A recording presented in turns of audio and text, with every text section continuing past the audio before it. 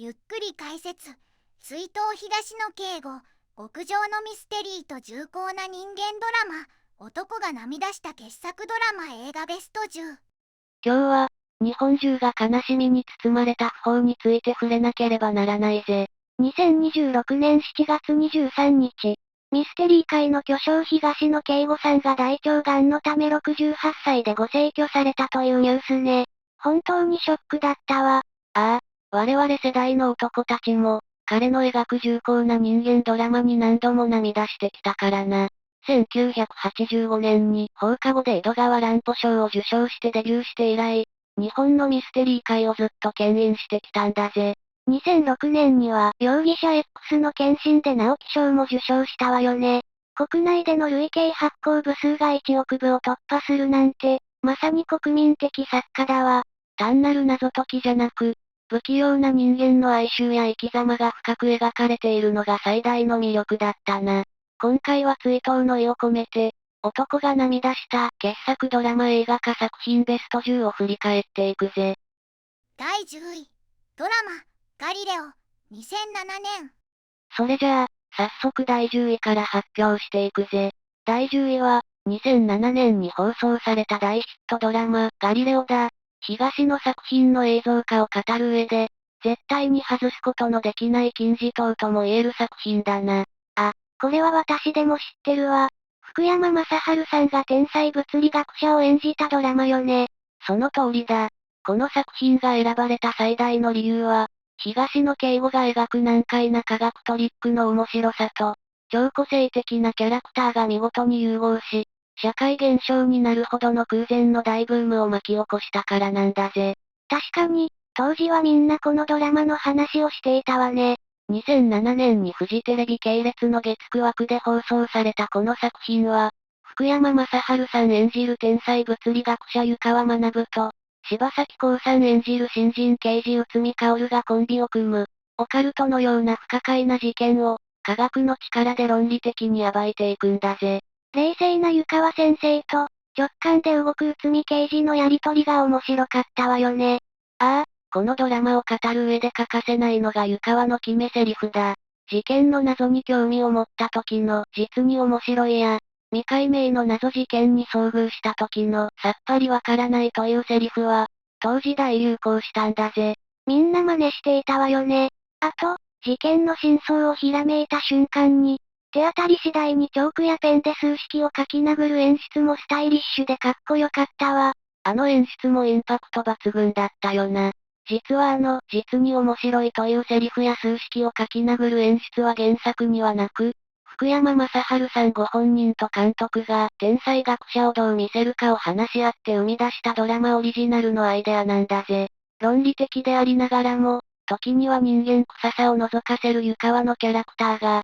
中高年男性を含む多くの視聴者を魅了したんだ。結果として平均視聴率が20%を超える大ヒットを記録したんだぜ。それだけ愛されたからこそ、その後の長いシリーズに繋がっていったのね。ああ、後に映画化される一大シリーズの、まさに輝かしい原点となった、東野圭吾作品の面白さを世に知らしめたという点で、傑作と呼ぶにふさわしいドラマだぜ。第9位、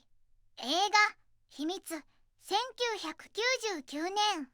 続いて第9位は、1999年に公開された映画、秘密だ。東野圭吾作品の真骨頂である重厚な人間ドラマを世に見せつけた初期の傑作だぜ。秘密って、確かすごく切ないお話だったわよね。ああ、この作品が9位に選ばれた理由は、愛する妻の魂が娘の体に宿るという数奇な運命の中で、小林薫さん演じる主人公が夫と父親の間で激しく葛藤する姿が、我々世代の男たちの胸を強く締め付けたからなんだぜ。娘の姿をしているのに、中身は奥さんなんて、想像しただけで複雑な気持ちになるわ。そうなんだ。実は原作小説は1998年に刊行されたんだが、わずか1年という異例のスピードで映画化されたんだ。それだけ原作の完成度が高く、すぐにでも映像化したいと制作陣を熱狂させた証拠だな。スピード映画化にはそんな裏話があったのね。監督は誰だったの？後に、送り人でアカデミー賞を受賞する滝田洋次郎監督だぜ。作品の格の高さが伺えるよな。物語は、バスの転落事故で妻が亡くなり、生き残った娘の体に妻の魂が入り込むところから始まる。主人公の葛藤もそうだけど、娘と妻の二面性を演じるキャストの演技力も重要になりそうな設定よね。広末涼子さんが、外見は娘、中身は妻という難役を見事に演じ切ったんだ。そして何より、小林薫さん演じる夫の平助が、妻に女性として触れることもできず、娘の成長を素直に喜ぶこともできないというジレンマに深く苦しむ姿がたまらないんだぜ。愛しているからこそ、どう接していいかわからなくなるのね。その通りだ。そして物語の最後、平助が愛する者のために下す切なすぎる決断と、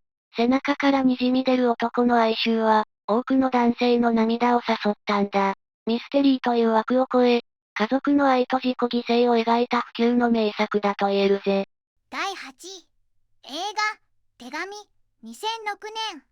続く第8位は、2006年に公開された映画、手紙だ。謎解きが中心のミステリーではなく、東野圭吾が社会問題に正面から向き合った異色作にして、涙なしでは絶対に見られない人間ドラマの傑作だぜ。これもすごく重厚なテーマの作品だったわよね。ああ、この作品が8位にランクインした最大の理由は、犯罪加害者の家族が社会でどう生きていくのかという、目を背けたくなるような重く厳しい現実をリアルに描き出し、多くの大人の男たちの心を強く揺さぶったからなんだ。確か、お兄さんが愛する弟のために取り返しのつかない罪を犯してしまうお話だったわよね。そうなんだ。2003年に刊行された原作小説を元にしているんだが、玉山哲司さん演じる兄は、山田孝之さん演じる弟の大学進学費用欲しさに、誤って強盗殺人を犯してしまう。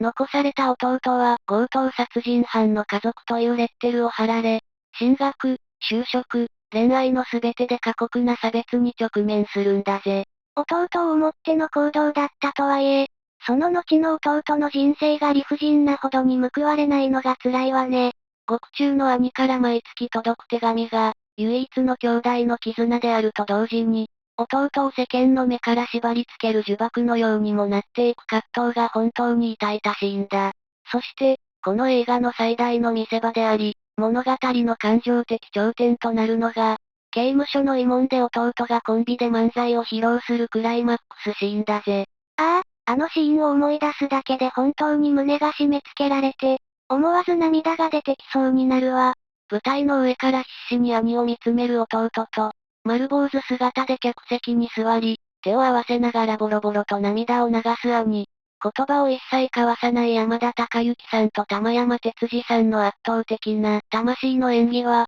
日本中の男たちを号泣させたんだ。正義や贖罪とは一体何なのかを深く考えさせる、映画史に残る名作だぜ。第7位、映画、マスカレードホテル、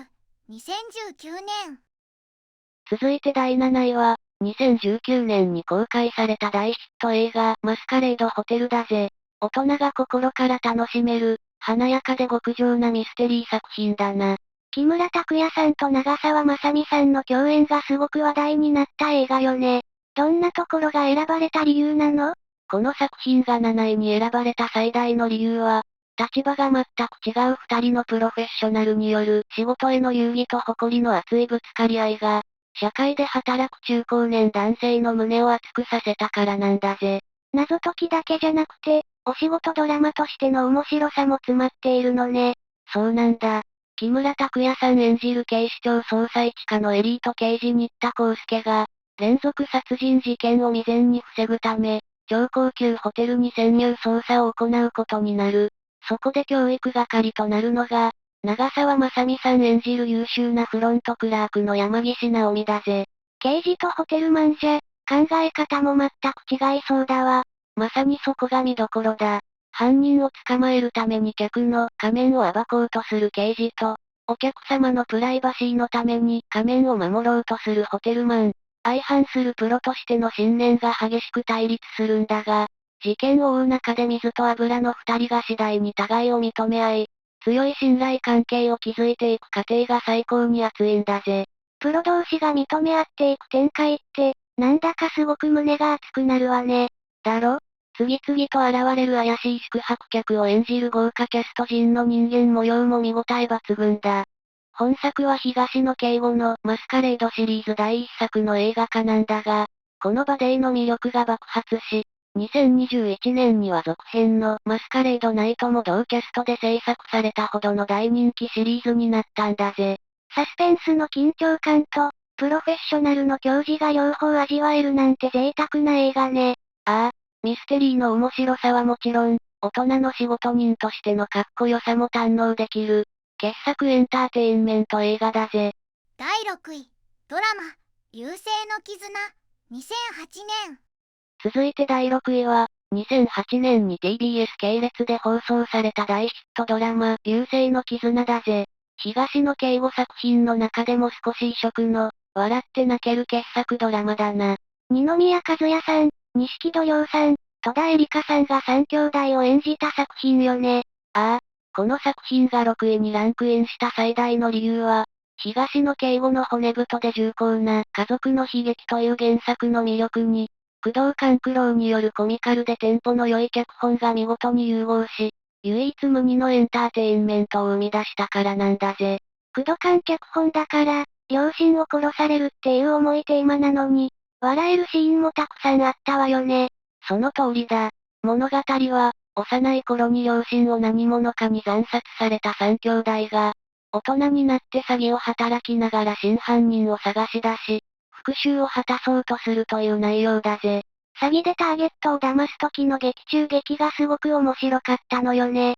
あのコントのような劇中劇も工藤官ならではの演出だったな。明るい掛け合いで笑わせながらも、ふとした瞬間に両親を奪われた三兄弟の深い悲しみや、決して切れない絆が描かれていて、その見事なギャップが視聴者を強く引きつけたんだぜ。若手キャスト陣の演技も良かったけど、周りを固めるベテラン俳優の存在感もすごく光っていたわよね。特に、事件直後から14年もの間、不器用ながらも三兄弟を親代わりのように見守り続けるベテラン刑事柏原を演じた三浦友和さんの存在感は圧倒的だったぜ。柏原刑事のいぶし銀の魅力が、コミカルなシーンの多いドラマに深い重厚感を与えていたわね。ああ、三浦さん演じる柏原の渋さと温かみのある演技、そして物語の終盤で彼が抱えていた秘密と衝撃の真実が明らかになった時、中高年男性を含む多くの視聴者の涙腺が完全に崩壊したんだ。ミステリーと家族愛が詰まった最高傑作だぜ。第5位、映画、さまよう刃、2009年。いよいよ折り返しの第5位は、2009年に公開された映画、さまよう刃だ。東野圭吾作品の中でも、ひときわ重く、深く考えさせられる社会派ミステリーの傑作だぜ。タイトルからして、なんだかとても重苦しくて悲しいテーマを感じるわね。ああ、この作品が5位に選ばれた理由は、少年法で守られる未成年の加害者と法に救われない被害者遺族という極めて重い社会問題を容赦なく描き出し、見る者の心を深くえぐったからなんだ。本当に辛くて、答えを出すのが難しい現実的なテーマね。どんなお話なの？主演の寺尾明さん演じる父親の長峰は、男で一つで育てた最愛の娘を、未成年の少年たちに無残に凌辱され殺害されてしまうんだ。警察の捜査や少年法に絶望した父親は、自らの手で犯人たちへの凄惨な復讐に乗り出し、逃亡劇を繰り広げるんだぜ。娘を奪われた深い悲しみと怒り、親としては想像を絶するわね。そうなんだ。2004年に刊行された原作小説は、発表当時から少年法の問題に真正面から向き合った作品として大きな議論を呼んだ。この作品の最大の特徴は、被害者遺族である父親が罪を犯して逃走しているのに、見る者が思わずその復讐を応援してしまうという強烈な構造にあるんだぜ。父親の痛ましい気持ちを考えると、ダメだとわかっていても、どうしても逃げ切ってほしいって願ってしまうわ。愛する娘を奪われた絶望的な悲しみと、復讐の狂気を宿した寺尾明さんの鬼気迫る演技が本当に見る者を圧倒するんだ。そして、竹野内豊さん演じる刑事織部が、そんな父親を追い詰めなければならない立場で、法と正義の間で激しく葛藤する姿もたまらないんだぜ。警察だって血の通った人間だもの。父親の無念さを思えば、捕まえることに迷いが生じてしまうわよね。まさにその通りだ。本当の正義とは一体何なのか。法律は一体誰を守るためのものなのかという究極の問いを、我々大人の男たちに容赦なく突きつけた、衝撃的で魂を強く揺さぶる名作だぜ。第4位、ドラマ、新参者、2010年。続いて第4位は、2010年に TBS 系列の日曜劇場枠で放送されたドラマ、新参者だ。阿部寛さんの圧倒的なハマり役として知られる大人気シリーズだな。阿部寛さんが刑事を演じたドラマね。タイトルは知っているけれど、どんなところが魅力なの？この作品が4位に選ばれた最大の理由は、単なる犯人探しにとどまらず、嘘の裏に隠された家族の絆や思いやりを解きほぐしていく人情味あふれるミステリーとして、中高年男性の心を温かく満たしてくれたからなんだぜ。謎解きだけじゃなくて、人間ドラマの部分がすごく深いってことね。ああ、舞台は下町情緒あふれる日本橋人形町だ。ある女性の考察事件を追うために日本橋署へ移動してきた刑事加賀恭一郎が主人公なんだけど、タイトルの新参者は新人刑事という意味ではなく、この土地に新しく来た者、という意味なんだぜ。なるほど、そういう意味だったのね。加賀恭一郎シリーズは原作小説だけで10作以上も続く東野圭吾の超看板シリーズでな。この新参者は、容疑者である人形町の各店舗を、加賀が一話完結形式で巡りながら人々の嘘や秘密を暴いていくという、非常に珍しい連作短編の構成なんだ。お店を順番に巡っていくなんて面白いわね。実在する下町が舞台だから、放送当時は視聴者が人形町を訪れる聖地巡礼が大流行したんだぜ。加賀は鋭い洞察力で事件の謎を追うと同時に、町の人々が誰かをかばうためについた優しい嘘を見抜き、傷ついた心までをも救っていくんだ。犯人を捕まえるだけじゃなく、町の人たちの心にも寄り添ってくれるのね。まさにその通りだ。阿部寛さんの鋭い眼光と温かい眼差しが、この情に熱い刑事に完璧にマッチして、視聴者の圧倒的な支持を集めた。事件の裏にある人間の温かさにほろりとさせられる、最高の人情ミステリーだぜ。第3位、ドラマ、白夜行、2006年。いよいよトップ3の発表だぜ。第3位は、2006年に TBS 系列で放送されたドラマ、白夜行だ。東野圭吾作品の中でも、ひときわ暗く、そして美しくも残酷な傑作だぜ。山田孝之さんと綾瀬はるかさんが主演したドラマね。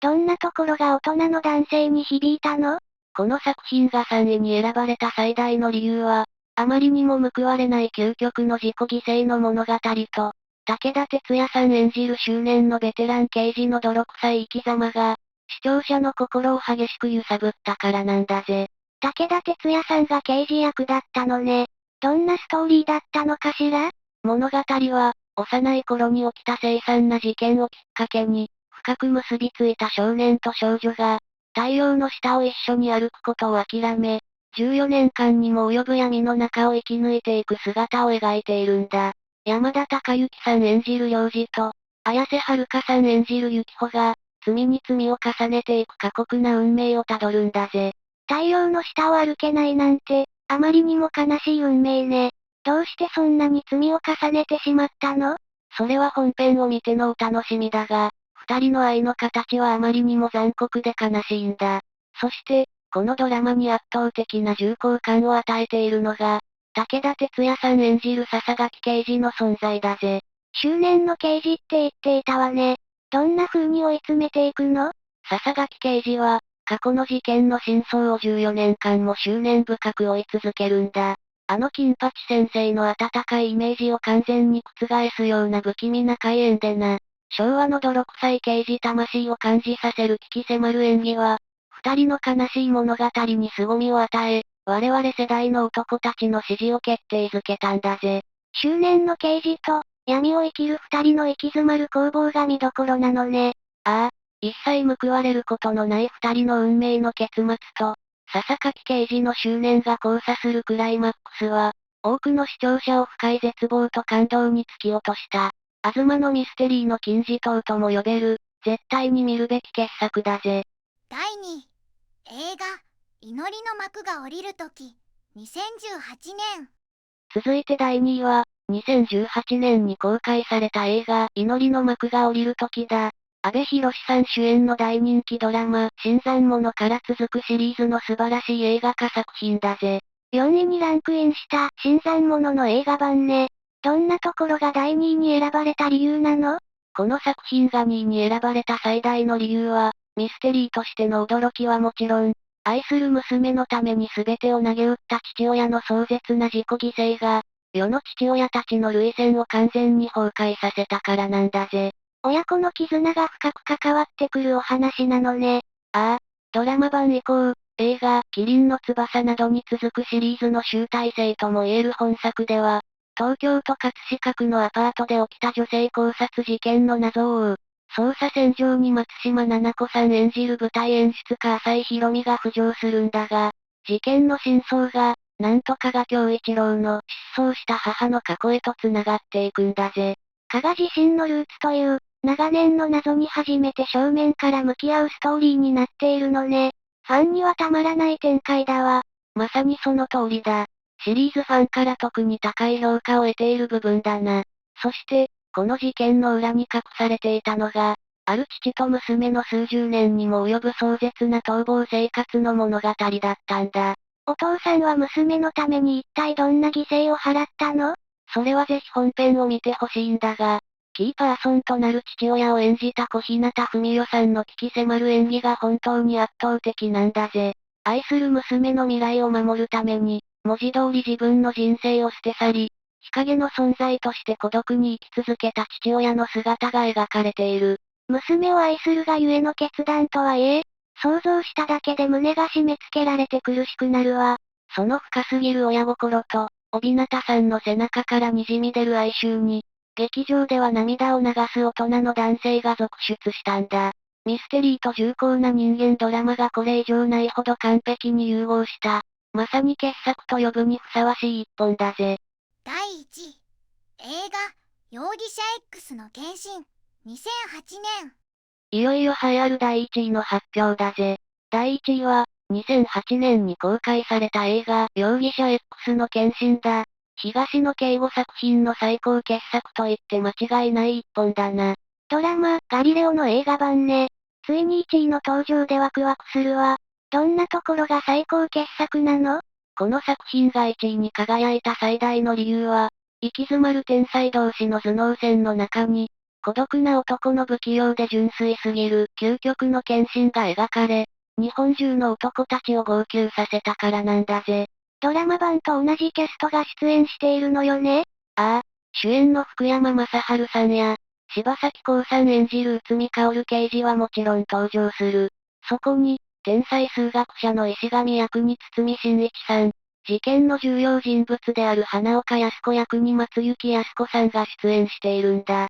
堤真一さんと松雪泰子さんが鍵を握っているのね。どんな事件が起きるの？密かに思いを寄せる隣人の安子が元夫を殺害してしまったことを知った石上が、彼女を救うために天才的な頭脳を駆使して完璧なアリバイ工作を仕掛けるという物語だぜ。湯川先生の親友だった石上が、愛する人のために犯罪に手を貸すなんて切ないわね。孤独な人生を歩んできた石上が隣人の親子にどれほど心を救われ、彼女たちのためなら自分の人生すら投げ打つという決意がたまらないんだ。原作の石上は髪が薄く太った冴えない中年という設定だったため、堤真一さんは役作りのためにわざと自分の髪を抜こうとしたり、ずっと極端な猫背で過ごすなど、並々ならぬ執念で孤独な男の哀愁を体現したんだ。堤真一さんの圧倒的な哀愁と熱演は、我々世代の胸を強く打ったんだぜ。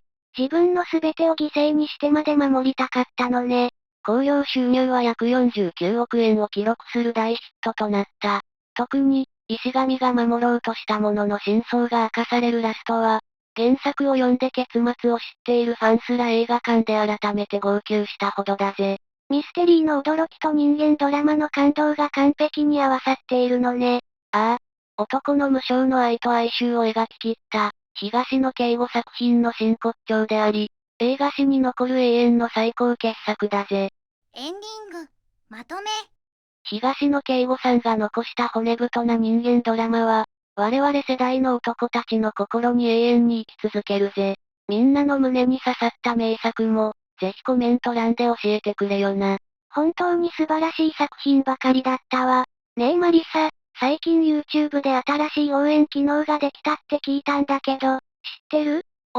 レイムよく知ってるな。ハイプっていう新機能だぜ。スマホアプリで動画下のコメント欄を左にスワイプすると、隠しボタンみたいに出てくるんだ。隠しボタン、なんだか特撮番組の秘密のスイッチみたいでワクワクするわね。それを押すとどうなるの？無料でこの動画のランキングをドカンと押し上げてくれる、強力な援護射撃になるんだぜ。1週間に3回まで使えるから、ぜひ皆の力を貸してほしいのぜ。皆さん、ぜひポチッと応援よろしくお願いします。これからも熱い名作を紹介していくから、高評価とチャンネル登録も忘れないでね。